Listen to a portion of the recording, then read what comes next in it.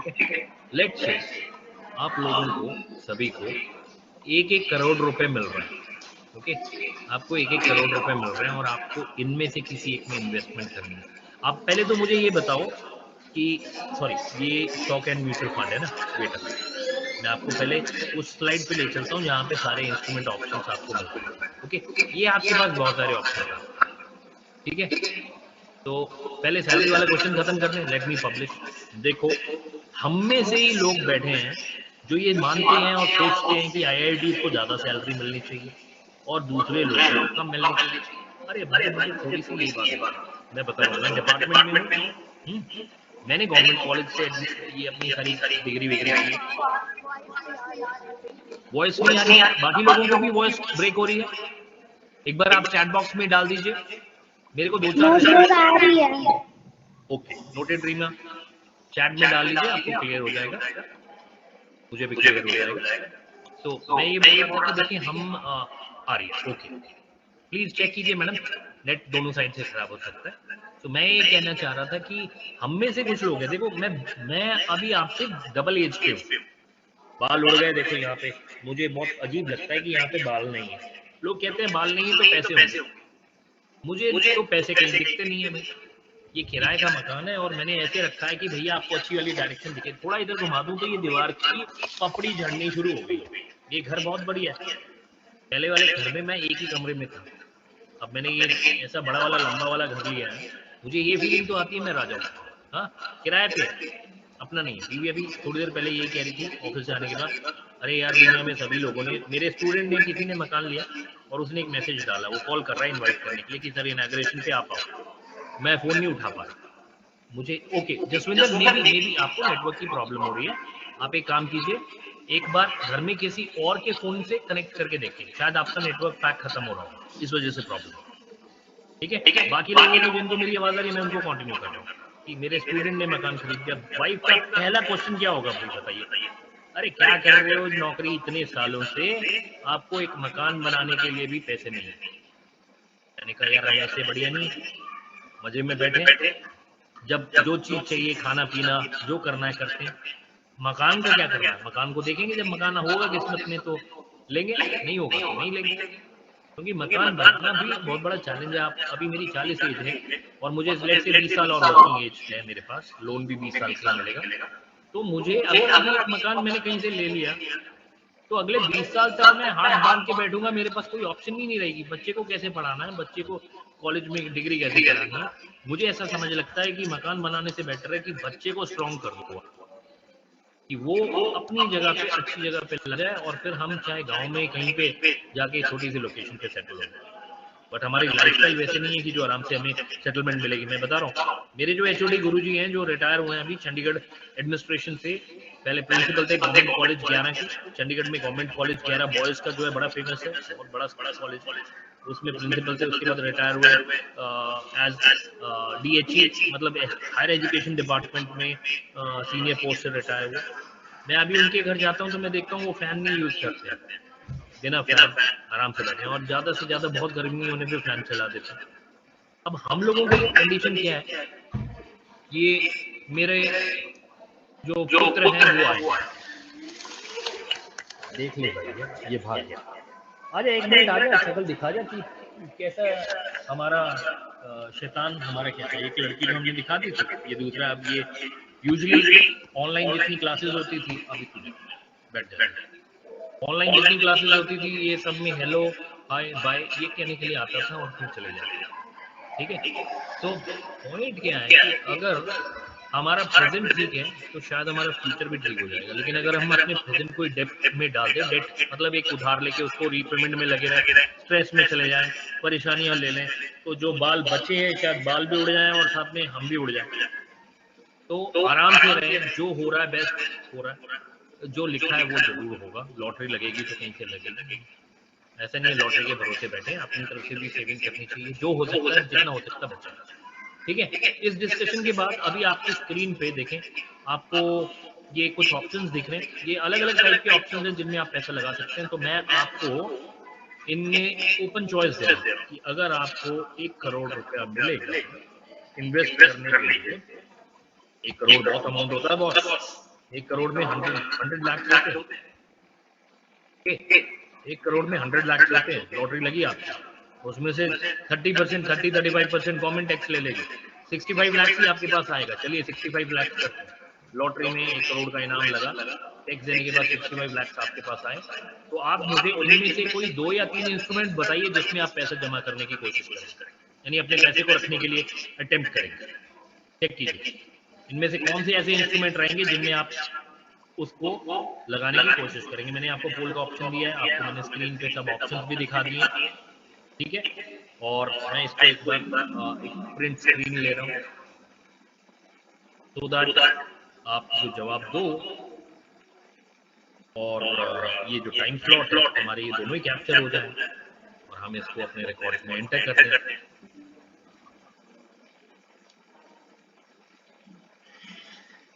बाहर से अंदर आते ही चल पड़ता है, मुझे तो दिखता ही नहीं कि ये पढ़ेंगे कब, और इनके साथ मैं भी ठीक है। तो आप इसमें रियल एस्टेट में लगाएंगे, म्यूचुअल फंड में लगाएंगे, कैश में लगाएंगे, स्टॉक में लगाएंगे, ये ऑप्शन आ रही है। Not it is equal to 100 lakh, no it's equal to 100 lakh. अरे भाई हमने 1 करोड़ रुपए में टैक्स भी तो दिया है यार। ये जो है ना, ये बता रहा है 1 करोड़ 65 लाख नहीं है, उन्होंने हमारी पूरी बात नहीं सुनी, बीच में डिस्कनेक्ट हो गए होंगे या इन्होंने 2 सेकंड के लिए चीज छोड़ी और गायब। ये 65 लाख आफ्टर टैक्स पेमेंट, ठीक है। आपको 30% टैक्स लगेगा और उस पर आपको सरचार्ज होगा, तो इसलिए आपकी हालत ऐसे होगी। म्यूचुअल फंड और स्टॉक्स में लगाएंगे, यानी आप जहां पे भी लगाएंगे, देखो एक चीज ध्यान रखें, आप जहां पे भी लगाएंगे, ओ भाई ये लोग आ गए हैं, इन्होंने आने के बाद अपनी वो एरिया किया,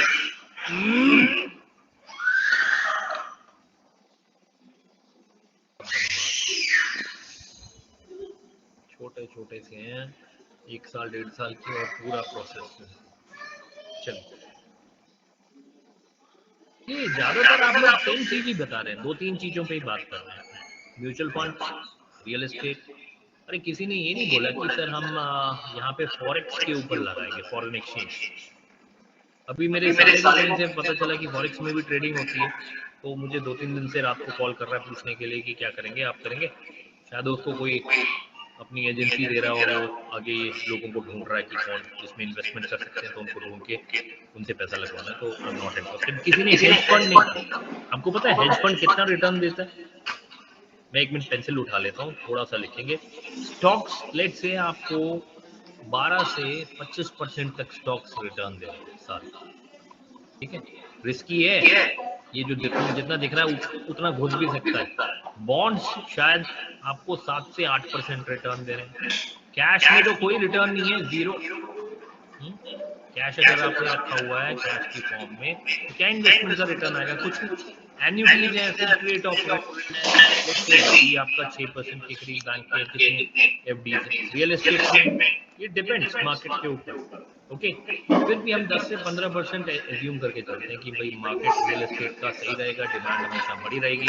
बट कोविड ने ये डिमांड को तोड़ा शुरू में, बाद में फिर वापस वैसे करेगा। लोगों के पास पेइंग कैपेसिटी नहीं होगी, डिमांड खत्म हो जाएगी, डिमांड खत्म होगी तो रियल एस्टेट के प्राइस क्रैश हो जाएंगे। ये सब प्राइम क्राइसिस 2008 में पूरी दुनिया ने देखी, ठीक है। डोमेस्टिक ये रियल एस्टेट है डोमेस्टिक लेवल पे, और वो रियल एस्टेट है ग्लोबल लेवल पे, इंडिया से बाहर भी आप इन्वेस्टमेंट्स कर सकते हैं। म्यूचुअल फंड्स में क्या रिटर्न मिलेगा? म्यूचुअल फंड्स के रिटर्न जो है तो आपके स्टॉक मार्केट से, मतलब स्टॉक मार्केट की एक कनेक्टेड प्रोडक्ट है, तो इसमें आपका रिटर्न 20 से 30% तक जा सकता है। इट डिपेंड, अच्छे इंस्ट्रूमेंट है म्यूचुअल फंड, रिस्क बहुत कम होता है, रिटर्न बहुत ज्यादा है। इस स्टॉक के अंदर अगर आप इन्वेस्ट करते हैं तो इसमें आपका रिस्क बहुत है, इधर बिना रिस्क के अच्छा return. ETF stands for exchange traded funds, यानी जो फंड्स हम एक्सचेंज में ट्रेड कर रहे हैं, और ये भी डिजिटल है, डीमैट अकाउंट के थ्रू आप खरीद सकते हैं, okay. So already listed funds हैं, आप उसमें पैसा लगाएं, यूनिट लीजिए, शेयर जैसे कंपनी में शेयर मिलता है वैसे म्यूचुअल फंड में यूनिट्स मिलते हैं, शेयर का उसका नाम हो गया यूनिट्स। आप जितना भी पैसा दोगे उसमें जितने यूनिट्स आ सकेंगे, जैसे 1 यूनिट 20 रुपए का है। क्रिप्टो में भी very true, Khushboo is very correct, crypto currencies भी हैं। अभी ये इमेज के अंदर क्रिप्टो नहीं लिखा हुआ है, तो इसमें हम अल्टरनेट अल्टरनेट इन्वेस्टमेंट क्लास, मैं AIC एक वर्ड लिख रहा हूँ नीचे, उसमें आप क्रिप्टोज में भी कर सकते हैं, CRYPTO, क्रिप्टोज, बट इसमें इन्वेस्ट करना बड़ा रिस्की है। Why? Because you don't know the future of it.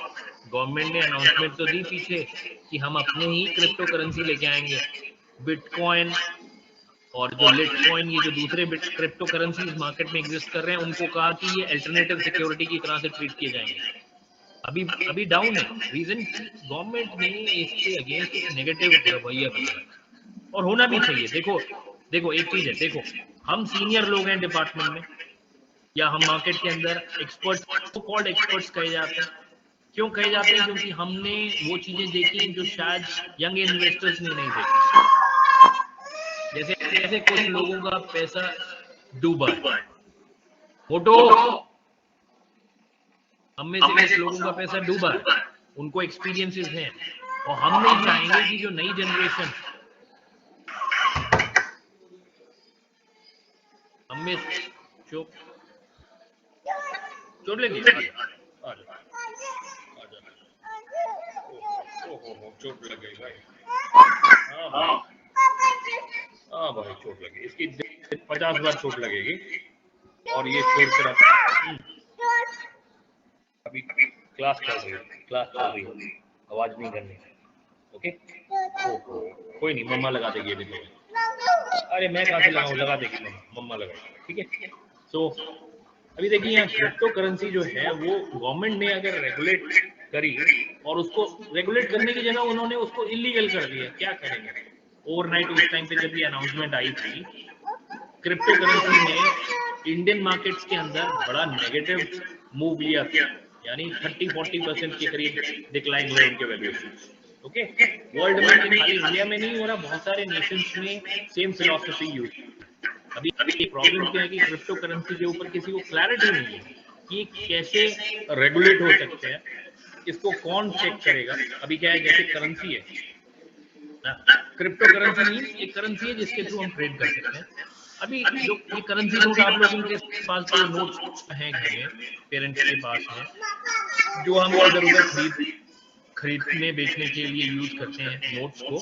अरे उन नोट्स को आरबीआई इशू करता है, और आरबीआई गारंटी देता है कि वो पैसे की,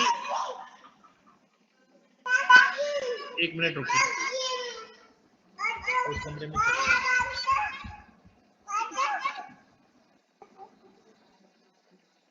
खुद भी बैठ रही है, उसको भी बिठा रही है कि बैठ जाओ, आ जाओ, बैठो,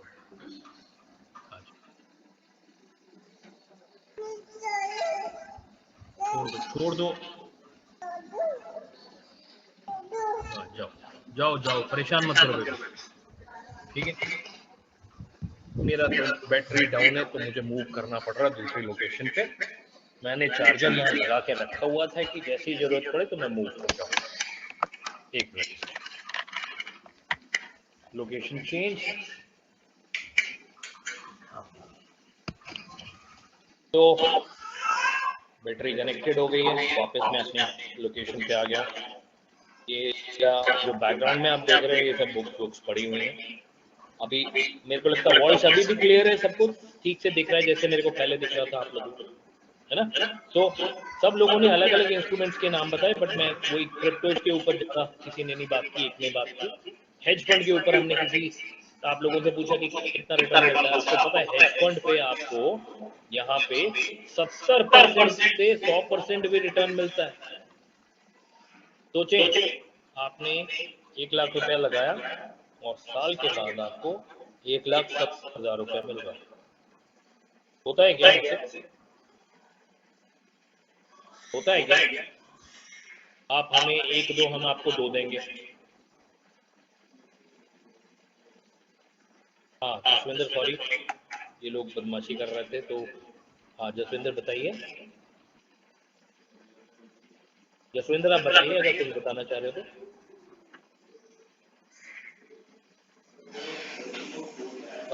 मैं यहाँ पे जो बात कर रहा था वो ये कर रहा था कि हेज फंड के अंदर आपके, एक मिनट रुकिए बस, 1 मिनट मैं करूँगा। उसको पता चल गया, जैसे ही मैंने कहा म्यूट करूँगा, वो धीरे धीरे मेरे पीछे पीछे यहाँ पे भी आ गया और भाग गया। इसी कैलकुलेशन बहुत इम्पोर्टेंट। डंडे और अब डंडे भी दे। ओह एक मिनट दीजिए, बस एक मिनट, मैं दोनों को मैसेज।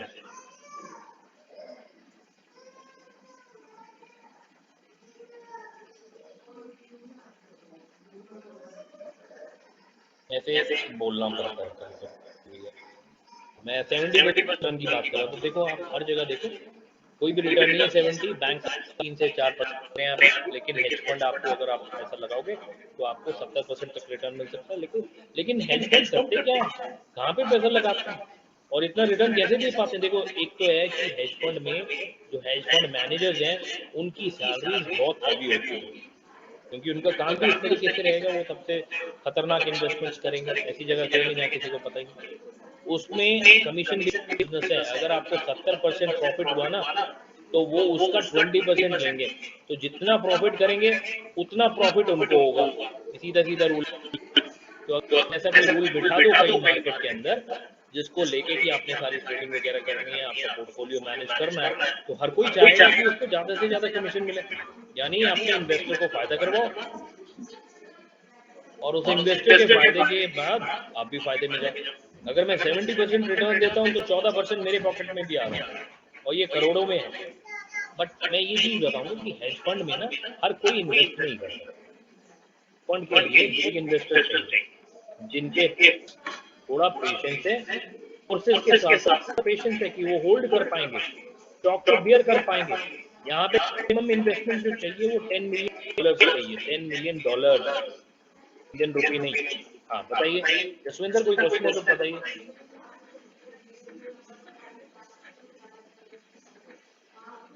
मुझे जसविंदर की तरफ से कोई क्वेश्चन नहीं आ रहा, लेकिन हैंड रेज हो जा रहा है बार बार। जसविंदर आपका अगर कोई क्वेश्चन है तो आप बताइए,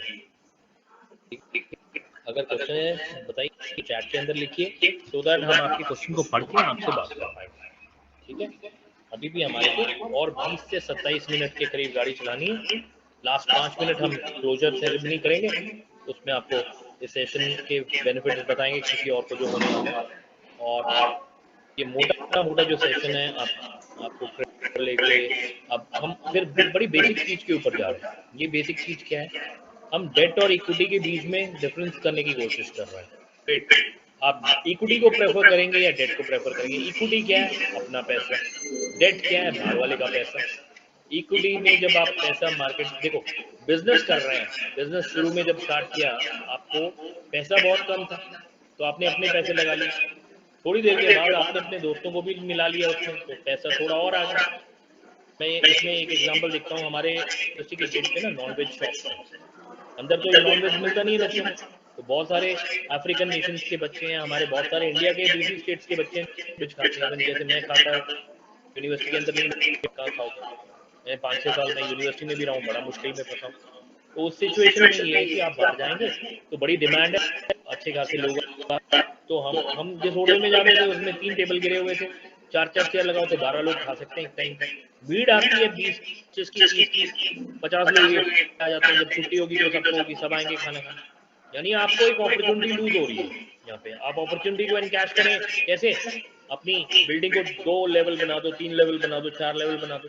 दूसरा, यूनिवर्सिटी के बच्चे रात रात बैठे रहते हैं, तो आप उसको 4 घंटे का होटल बना दो, किसी भी टाइम जाके खाना खा, किसी भी टाइम जाके आप खाना खा सकते हो, ऑर्डर करके घर पे मंगा सकते हो। देखो वो होटल कैसे चलेगा, क्यों? क्योंकि बच्चे तो 24 घंटे एक्टिव है, रात को 2 बजे 3 बजे गेम चल रही है, कंपटीशन हो रहा है, पेपर प्रिपरेशन चल रही है। खाना तो ऐसी चीज है जो सभी को चाहिए। ओके, अब प्रोजेक्ट के लिए मुझे 1 फ्लोर से 3 फ्लोर का अगर बिल्डिंग बनाना है तो मुझे ज्यादा पैसा चाहिए होगा, हो सकता है मैं अपने से नहीं लगा सकूं 40-50 लाख, तो मुझे उस सिचुएशन में डेट लेना चाहिए, बैंक से लोन लेना चाहिए। बैंक का लोन डेट होता है जिसके लिए मुझे एक पर्टिकुलर अमाउंट देना पड़ेगा बैंक को। इंस्टॉलमेंट में आप देखो, आपकी इंस्टॉलमेंट जो होती है लोन की, उसमें 2 पार्ट होते हैं, एक प्रिंसिपल और एक इंटरेस्ट। प्रिंसिपल जो होता है जो आप असल वापस कर रहे हैं, और इंटरेस्ट होता है जो सूद है। हाँ, अगर 7% है तो हर 100 रुपए पे 7 रुपए हमें इंटरेस्ट देना ही देना है। इसमें हमारी ये ऑब्लिगेशन है, अगर हमने इंटरेस्ट की नहीं पे करी तो वो बंदा जाके हमें डिक्लेयर कर देगा, यानी ये बंदा चोर है और ये पैसा नहीं देना चाहिए, जैसे विजय माल्या के साथ हुआ। ठीक है, वैसे इक्विटी शेयर देखो, तो मैं एक एक मिनट दीजिए, मैं यहाँ पे एक पिक्चर क्लिक कर रहा हूँ। ये कंसेप्ट हैं आपके समझ के में आने चाहिए। जहाँ किसी को कोई क्वेश्चन या कोई डाउट आए तो जरूर आप बात करें, ठीक है। और इक्विटी में आपका अपना पैसा, ये जो मैंने बात रखी है डेट की रखी, इक्विटी में आपका पैसा है, प्रॉफिट होगा तो दो, नहीं होगा तो दो मत दो। तो इक्विटी में फायदा होगा तो मालिक का होगा, नुकसान होगा तो मालिक का होगा, ठीक है। डेट में फायदा और नुकसान से कोई मतलब ही नहीं, आपको आपका इंटरेस्ट मिलता रहेगा, मेजर होल्डर अपना इंटरेस्ट लेगा हर हालत में, ओके। इक्विटी वाले का कि भैया अगर की जगह नुकसान हो गया ना तो आपको खुद ही बेयर करना है, तो आपको कुछ नहीं मिलेगा। कुछ साल वो बहुत बुरी हालत है, आपको कुछ नहीं मिलेगा। कुछ साल जब बहुत अच्छी हालत है तो आपको बहुत मिलेगा। तो वहाँ लिमिट्स नहीं है कोई, ओके। तो ये डेट को हम बॉन्ड भी कहते हैं, इसको गिल्ड सिक्योरिटी भी कहते हैं, बैंक लोन भी कहते हैं, ये सब एक ही कैटेगरी। और इक्विटी के अंदर अगर आप देखें तो इसको शेयर्स भी कहते हैं। Venture capitalist, venture capital fund पैसा दे रहे हैं, इन्वेस्टर्स पैसा दे रहे हैं, वो सब मालिकाना हक ले रहे होते हैं, यानी वो लोग कंपनी के मैनेजमेंट में हिस्सेदारी ले रहे होते हैं, ओके। तो ये डेट और इक्विटी, मैंने ये पीपीटी आपको लास्ट लेक्चर में दे दी थी, तो आप इसको देख सकते हैं, डेट और इक्विटी का कंपैरिजन। स्टॉक और म्यूचुअल, एक और चीज है, स्टॉक शेयर और म्यूचुअल फंड क्या है। आप में से कितने लोगों को म्यूचुअल फंड के बारे में पता है? मैं ये क्यों बताना चाह रहा हूँ, क्योंकि आगे एक स्लाइड आएगी जिसमें आपको बहुत अच्छे से क्लियर हो जाएगा कि म्यूचुअल फंड बहुत जरूरी है। जितना जल्दी आप शुरू करो उससे उतना बढ़िया आपका पोर्टफोलियो बनेगा। मैं यहाँ पे कुछ एक्सप्लेन नहीं कर रहा हूँ म्यूचुअल फंड को, मैं आगे जाके स्क्रीन दिखाऊंगा। आप अभी 20-22 के, मैं अभी 44 का हूँ। आप अपनी एज पे इन्वेस्ट करना शुरू करो 22 पे, मैं 40 पे इन्वेस्ट करूंगा। मैं आपके दुगना तिगुना पैसा लगाऊंगा जो आप लगाओगे। जैसे आप 3000 लगा रहे हो तो मैं 10,000 रुपए होगा, आप बस 3000 लगाओ और हम इसको लाइक अगले साल आप 3 का 4000 कर देंगे तो मैं अपने 9-10 हजार का 15,000 कर दूंगा। 50% बढ़ाऊंगा, आपको 50% करने की जरूरत नहीं है। अगर हम ऐसे ही आगे आगे आने वाले टाइम में पैसा बढ़ाते जाएं म्यूचुअल फंड में, तो आपको पता है किसको ज्यादा पैसा मिलेगा। आपको मैं यहाँ पे पोल क्लोज करके आपसे फीडबैक ले रहा हूँ। मैंने आपको एक सिचुएशन दी, यहाँ पे मैं आपको वो दिखाता हूँ, लेके चलता हूँ। ये डिफरेंट टाइप्स के म्यूचुअल फंड है, आप देख पा रहे हैं कितने सारे टाइप्स हैं। आपको म्यूचुअल फंड को देख के समझ तो लग रही है कि म्यूचुअल फंड राइट इंस्ट्रूमेंट है, बट इतने सारे इंस्ट्रूमेंट्स को देख के आप कितने लोगों को कंफ्यूजन हो रही है जिनको म्यूचुअल फंड के बारे में पता ही नहीं है भाई। अगर एक ही टाइम पे इतने सारे इंस्ट्रूमेंट दिखे तो उनका तो दिमाग ही घूम जाएगा, भैया किसको लेना है किसको छोड़ना है, ये वाले को क्यों लूं और को क्यों छोड़ूं, इसको समझ ही नहीं लग रहा। यार देखो, आप मेरी तरह 10 एक्सपर्ट्स के पास जाओ, एक्सपर्ट अपनी राय दे देगा। कोई कहेगा जी आप करो मैनेजमेंट वाले फंड्स में जाओ जहाँ मैनेजमेंट की प्रायोरिटी है, मैनेजमेंट कौन है, कौन रन कर रहा है उस फंड को, वो एक इंपॉर्टेंट क्राइटेरिया है। दूसरे एक्सपर्ट्स करेंगे अरे मैनेजमेंट छोड़ो, उसकी स्ट्रक्चर देखो, ओपन एंडेड है, क्लोज एंडेड है। अब open ended close ended mutual funds को मैं कह रहा हूँ।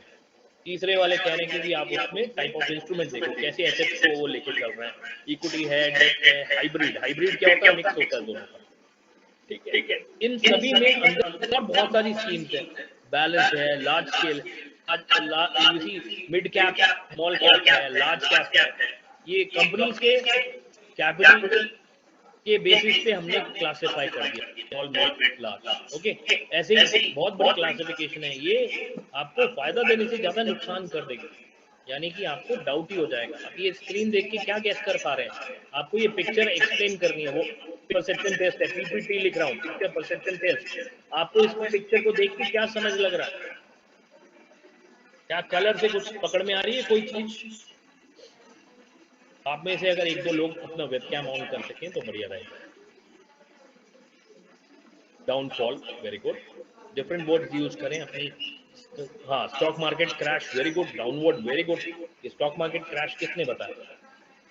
इसको हम देखते हैं क्योंकि ये अप्रिशिएबल है कि आप ये चीजें बहुत से क्लियर है। खुशबू बता रही है स्टॉक मार्केट क्रैश है, upper level to lower level, downward, downfall, very good. ये अलग अलग वर्ड्स से हम एक्सप्रेस कर रहे हैं, बट ऑलमोस्ट सभी, ज्यादातर सभी लोग ठीक है, अभी तक कोई नहीं हुआ। लॉस हो रहा है, very good. Loss loss loss loss. Loss की सिचुएशन में क्या रिकमेंडेड होता है? मैं यहाँ से क्लीन कर रहा हूँ इसको। लॉस की सिचुएशन में क्या रिकमेंडेड होता है? इज इट बाय और इज इट सेल? बाय और सेल। मैं आपको 2 ही चॉइसेस दे रहा हूँ, बाकी दोनों को हम विड्रॉ कर रहे हैं, आप मुझे बताइए। लेट्स से मार्केट अभी क्रैश हो रही है, आप एज एन एक्सपर्ट बाय करेंगे या एज एन एक्सपर्ट सेल करेंगे? मैंने एक शेयर खरीदा, सुबह वो 100 रुपए का था, दोपहर में वो 80 रुपए का रह गया। शाम को ऑफिस से निकलने के टाइम तक, वैसे तो मार्केट 3:30 बंद हो जाती है, लेकिन ये मुझे दिख रहा है कि मार्केट नीचे जा रही है, तो मैं इसको बाय करूंगा या सेल करूंगा?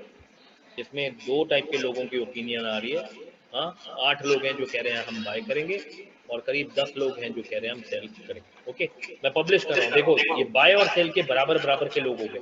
इससे क्या पता चलता है कि जो मार्केट है ना, उसमें हमेशा 2 टाइप के लोग मिलेंगे, कुछ खरीदार, कुछ बेचने वाले, और इनमें से एक मौके का फायदा ले पाएगा, दूसरे को ये नुकसान पड़ेगा। ये भी मैंने बताया, किसी का फायदा किसी का नुकसान। ओके, सो ये जो सेशन है वो मेनली आपको यही बताता है कि ब्लाइंड होके गेम नहीं खेलनी चाहिए। शेयर मार्केट में नहीं जाना जब तक आपको उसके बेसिक्स नहीं आते, या कोई एडवाइस करने वाला नहीं है, या आप पेशेंटली उसको देखेंगे नहीं, और आपने बहुत कम अमाउंट लगाया इन्वेस्टमेंट के लिए, बोरो करके उधारी लेके शेयर मार्केट में नहीं लगाना है कि पैसा डबल करके वो वापस कर देंगे। ठीक है, बी केयरफुल। अब ये दूसरी सिचुएशन हम आपको दिखा रहे हैं, स्टॉक मार्केट के बड़े बड़े क्राइसिस जो आके गए हैं, वो ये इन ईयर्स में गए। 2020 में अभी पीछे क्या होकर हटा है, कोविड कोविड में भी मार्केट क्रैश हुआ बहुत जबरदस्त, है ना? सो आप ये लेके चलें कि ये जो सिनेरियो है, अभी एक बड़ा इकोनॉमिक फाइनेंशियल क्राइसिस भी ड्यू है हमारा, तो वो मार्केट का क्राइसिस कभी भी हिट करेगा मार्केट को, और वो जब मार्केट को हिट करेगा तो चीजें वो खराब कर देगा। ओके, तो हम इससे ज़्यादा डिस्कस नहीं करते हैं, आगे चलते हैं। बैंकिंग के लेक्चर में हम आपको बताएंगे। बस यहाँ पे ये क्वेश्चन था कि HDFC, SBI और ICICI जैसे बैंक अगर फेल होंगे, इतने बड़े बैंक हैं, ये फेल हो जाएंगे, तो what about its impact on common man, आम आदमी के ऊपर उसका क्या असर पड़ेगा? डिस्कशन नहीं कर रहे हैं, खाली सोचने के, हम सब की हालत खराब हो जाएगी। ओके, क्या हम अपने आप को प्रोटेक्ट कर सकते हैं स्टॉक मार्केट के क्रैश से? डाइवर्सिफाई करके कर सकते हैं। अब डाइवर्सिफाई करें अपनी इन्वेस्टमेंट्स को, एक जगह पे नहीं रखें उसको, अलग अलग इंस्ट्रूमेंट्स में आप इन्वेस्ट करें। ओके, तो उससे क्या होगा, आपको ये जो कंसेप्ट है डाइवर्सिफिकेशन का बेनिफिट मिलेगा, जिससे रिस्क कम हो जाएगा और प्रॉफिट बढ़ेगा। ओके, रिस्क कम होगा और प्रॉफिट बढ़ेगा। हमारी सारी चैट हिस्ट्री यहाँ पे है। इसमें डाइवर्सिफिकेशन का मतलब कुछ गोल्ड में डाल दो, कुछ इक्विटीज में डाल दो, कुछ डिबेंचर में डाल दो, कुछ लिक्विड फंड्स में डाल दो, जिसमें एकदम पैसा कभी भी चाहिए होगा तो मिल जाएगा। तो मोटो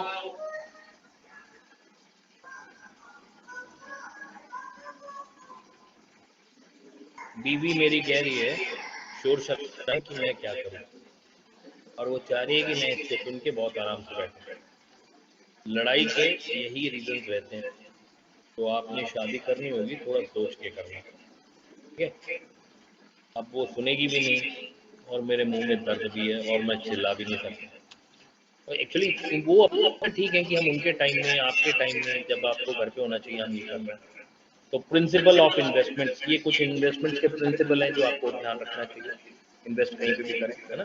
तो आपकी अगर इन्वेस्टमेंट सही है, ठीक जगह पे कर रहे हैं, तो उसके लिए ये कुछ फॉलो करने पड़ेंगे रूल्स आपको, जिसमें डाइवर्सिफिकेशन नीचे लास्ट में दिया हुआ, जो अभी बता रहे थे कि एक सेक्टर में नहीं एक्सपोजर लेके उसको अलग अलग सेक्टर में डालोगे तो रिस्क कम हो जाएगा, है ना? तो मार्केट में डाइवर्सिफाई करें, एक कंपनी में नहीं लगा के अलग अलग कंपनीज में, 5-6 कंपनीज में लगाएं, एक सेक्टर में नहीं लगा के 5-6 सेक्टर्स में लगाएं। ओके, सो डाइवर्सिफिकेशन से फायदा है हमें, रेट ऑफ रिटर्न को देखें, रिटर्न ज्यादा रहना चाहिए लेकिन रिस्क कम रहना चाहिए। ये एकदम उल्टी बात कर रहा हूँ, यानी ये कॉन्ट्ररी बात कर रहा हूँ, दोनों पॉसिबल नहीं है। बिना रिस्क लिए रिटर्न कहाँ से आता है? बट हमारी जो सब्जेक्ट है थ्योरी में, वो यही कहता है कि रिस्क को मिनिमाइज करके जितना मैक्सिमाइज कर पाओगे वो बढ़िया। और यहाँ पे ऊपर वाले दोनों पॉइंट भी कॉन्ट्रडिक्ट करेंगे एक दूसरे को। लिक्विडिटी और सॉल्वेंसी दोनों एक टाइम पे नहीं हो सकती, या तो लिक्विडिटी पे जाओगे या सॉल्वेंसी पे जाओगे, तो उस चीज पे बात करें। अब यहाँ पे जो मैं आपको एक ये वीडियो दिखा रहा हूँ ना, वीडियो नहीं, ये स्लाइड दिखा रहा हूँ, ये ध्यान से देखें। ये मिस्टर जोशी है और ये मिस्टर दास है। ओके, जोशी साहब ने 1980 में स्टार्ट किया इन्वेस्ट करना, और दास साहब ने 95 में, 15 साल के बाद स्टार्ट किया। 15 साल के बाद स्टार्ट किया। इन्होंने कितने साल के लिए इन्वेस्टमेंट पीरियड लगाया? 35 ईयर्स के लिए। यानी थोड़ा थोड़ा करेंगे, ज्यादा देर तक करेंगे।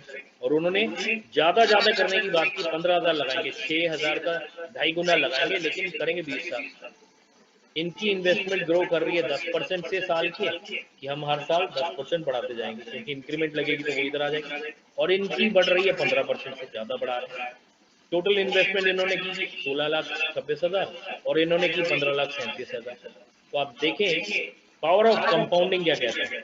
जो कम लगाएगा, ज्यादा देर लगाएगा और बना रहेगा, उसके रिटर्न दूसरे से बहुत ज्यादा है। इनको मिलेगा मेच्योरिटी पे 25 लाख। अगर 8% रिटर्न आ रहा है तो इधर मिल रहा है 39 लाख। इधर अगर रिटर्न 11% या 8% हो जा रहा है तो वो 31 लाख मिलेगा। और इधर देखो बाट, ये नहीं पूरा डबल हो जा रहा है। अगर 14% रिटर्न है, मार्केट का रिटर्न ऊपर नीचे होता है, हम मान के चले अगर 14% रिटर्न दे दिया कहीं फंड ने, तो इनके 15 लाख जो है वो 39 लाख बनेंगे।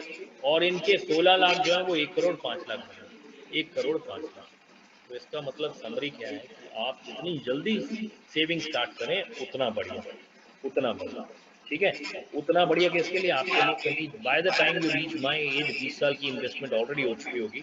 आप इस इन्वेस्टमेंट के पैसे से मकान लेने की सोच सकते हैं, आप दुकान लेने की सोच सकते हैं, आप कुछ और बिजनेस स्टार्ट कर सकते हैं। जो कि मेरे में क्या था, हम लोगों ने बचपन से ही, हमारे को उस टाइम पे इतनी अवेयरनेस नहीं थी। जो आएगा एंजॉय करो। अभी भी कुछ लोग उसी मॉडल को फॉलो करते हैं और फिर फंस जाते हैं। तो इसके मतलब ये है कि थोड़ा ध्यान रखें। और लास्ट के 12 मिनट में हम कुछ फ्रॉड रिलेटेड बात करें। जहाँ पैसा है वहाँ गड़बड़ भी है, फ्रॉड भी होता है बहुत। ये हमारे मार्केट के लीडर्स हैं when it comes to fraud. Nirav Modi, ये मेहुल चौकसी, विजय माल्या बड़े फेमस हैं।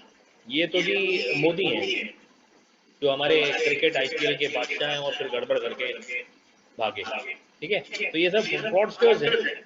इनको हम क्यों देख रहे हैं? क्योंकि हम अगर देखें 2018, 19, 20 और आगे में, तो इतने सारे बैंक्स में फ्रॉड हुए हैं। पब्लिक सेक्टर में सबसे ज्यादा देखो ना, 19,000 फ्रॉड्स खाली पब्लिक सेक्टर बैंक्स में हुए हैं। यानी वहां पे सिस्टम फुल प्रूफ नहीं है और वहाँ नुकसान होने के चांसेस ज्यादा। Public sector, private sector banks में भी हुए हैं, लेकिन ऑलमोस्ट हाफ हाफ से भी कम। और ये देखें 2020 में बहुत हुए हैं, इससे पहले। यानी ये यहाँ देखें अमाउंट इन्वॉल्व लिख रहा है, ये हम नहीं पढ़ रहे हैं यहाँ पे। हम यहाँ पे टोटल, हाँ, अमाउंट इन्वॉल्व ही देख रहे हैं। तो यहाँ 745, यानी 2020 में केसेस रुके, लेकिन 19-20 में जब कोविड शुरू में आया तेजी से, उसमें बहुत केसेस हुए। और इस टेन्योर में सरकार ने भी बहुत सारे एंटी फ्रॉड मेजर्स लिए हैं, बहुत सारे इन्वेस्टिगेशंस किए हैं, बहुत सारे फ्रॉडस्टर्स को पकड़ा। ओके, सो इससे ये पता चलता है कि मार्केट में फ्रॉड हो रहा है। और आने वाले टाइम में हम लोग बड़े प्रोन हैं। आपके मोबाइल पे एक मैसेज आता है, आप उसको क्लिक करते हो, आपके मोबाइल की सारी इंफॉर्मेशन उनके पास है।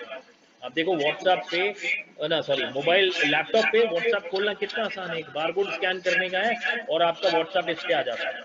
ऐसे ही सॉफ्टवेयर आपकी सारी इंफॉर्मेशन, सर लोकेशन चेंज कर ली। हाँ जी, हाँ जी पुष्पिंदर, मेरे को काफ़ी टाइम हो गया, 15-20 मिनट तो हो ही गए ना। तो वो एक्चुअली मेरे को चार्जर चाहिए था। अभी पॉन्जी स्कीम मैं बताना चाह रहा हूँ, क्योंकि हमारे यहाँ पॉन्जी स्कीम के ऊपर बड़ा बवाल हुआ पीछे। पर्ल ग्रुप करके एक कंपनी है जिसने पॉन्जी स्कीम में लोगों का बहुत पैसा डुबाया। ठीक है जी। तो अब मैं एक वीडियो प्ले कर रहा हूँ, उसको आप देखें। और उस वीडियो को देख के आपको सारी कहानी समझ लग जाएगी और आपको थोड़ा सा कॉशियस रहना है। मतलब आपको अपने पैसे और अपने आसपास के लोगों के पैसे थोड़े ध्यान से रखने हैं, डुबाने नहीं है। मैं ये जो वीडियो प्ले कर रहा हूँ, ये बस आपको एक एग्जाम्पल दे रहा हूँ। कभी कभी हमें लोगों को देख के ये सीखने को मिलता है कि ये हुआ क्या, ये सही हुआ या गलत हुआ। और इसी वीडियो के बीच में मैं आपको एक पोल का लिंक दे दूंगा जिसमें फीडबैक चाहिए इस सेशन में। तो आप अपनी फीडबैक भी जरूर दे दीजिए। ठीक है, मैं आपको ये वीडियो प्ले कर रहा हूँ। और ये पर्ल ग्रुप की थी जो पॉन्जी स्कीम में पड़ गई, लोगों ने पैसा डुबाया है। अब देखो लोगों के रिएक्शन, देखो क्या कर रहे हैं। इसमें मे बी एक कुछ एक आध सेकंड लगेगा वीडियो को आते। हम 10 मिनट तक इसको देखेंगे और साथ में मैं आपको वो लिंक दूंगा जिसमें आपने फीडबैक देना है। ठीक है, तो क्या मोदी जी को हक है कि वो वहीं की ऊपरी पोस्ट पे